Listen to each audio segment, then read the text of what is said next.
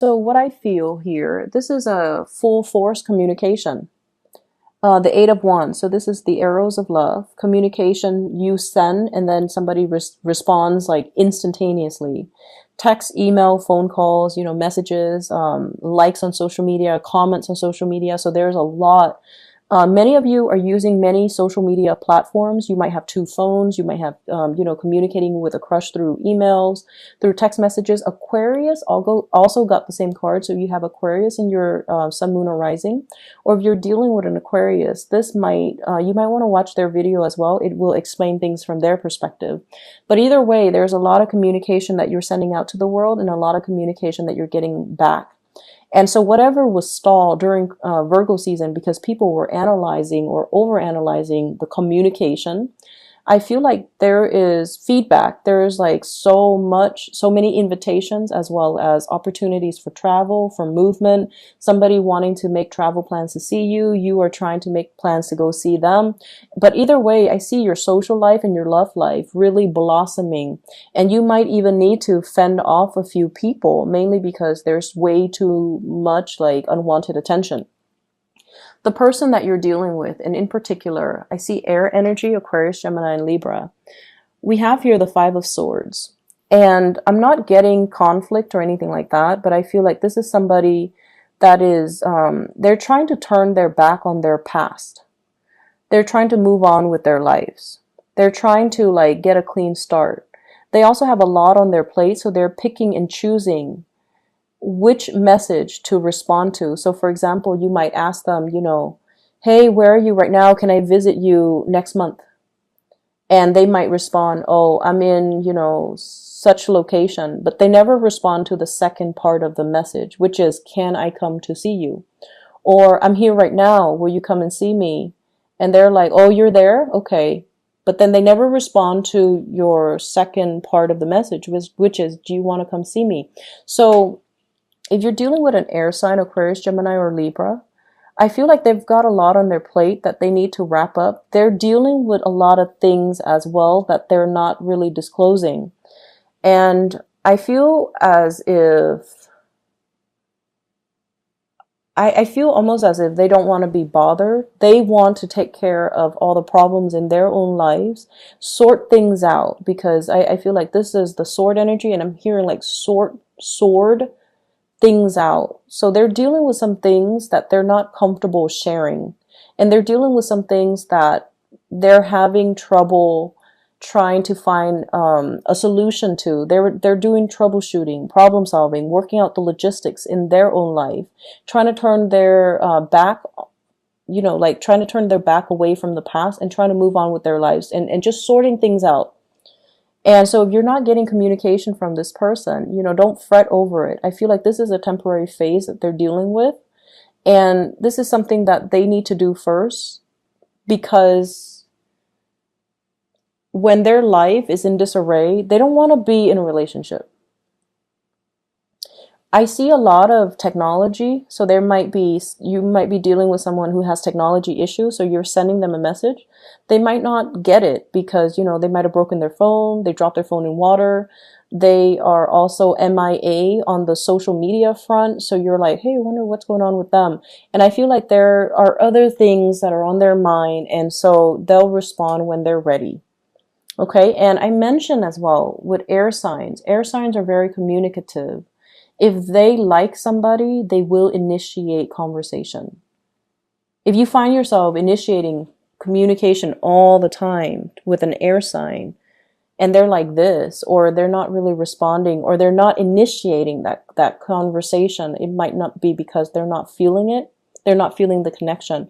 So the way in which air signs express that they like somebody, they initiate the conversation. And if you text them and they respond, but they don't initiate conversation, they don't ask you follow-up questions, they might not be interested.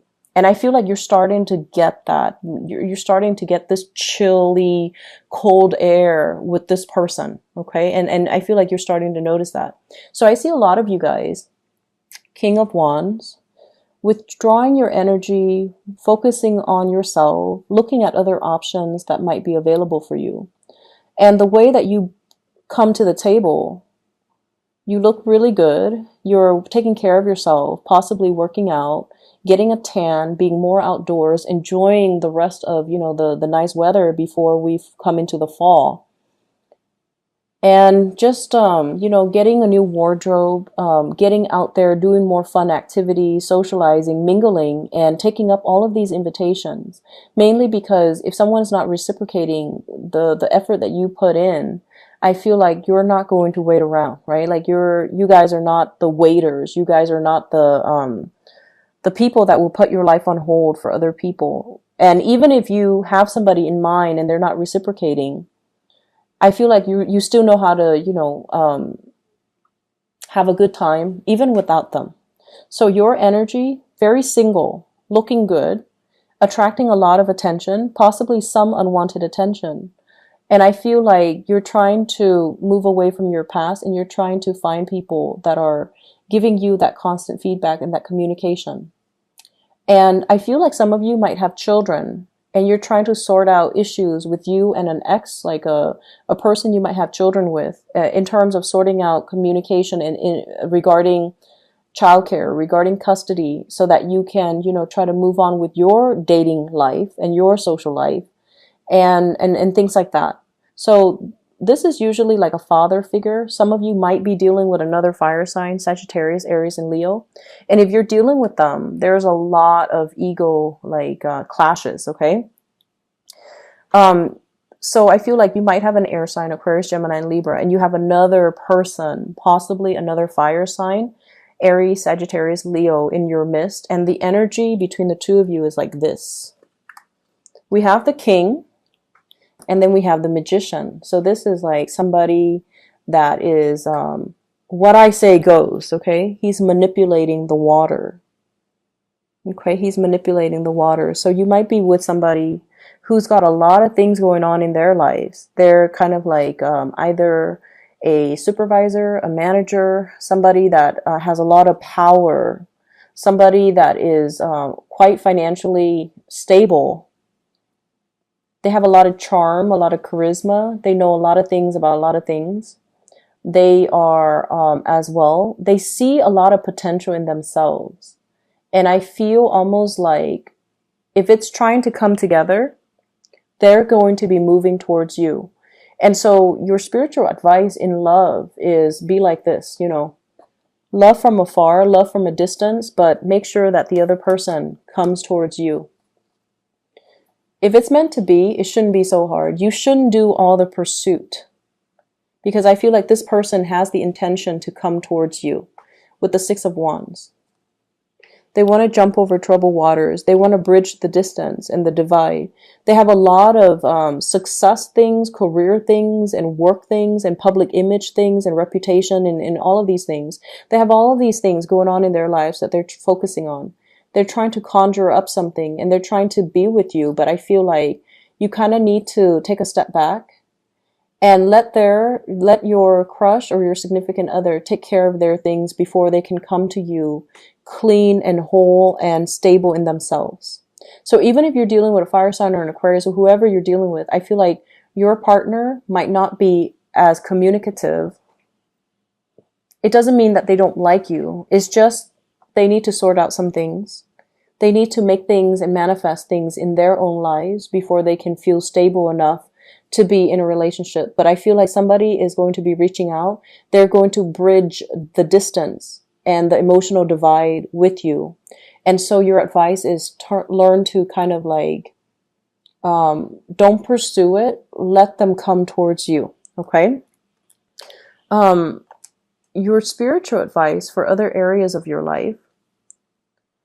What I feel is there's a need for you as well, to, and this is a big message that I'm getting here regarding unsolicited advice. And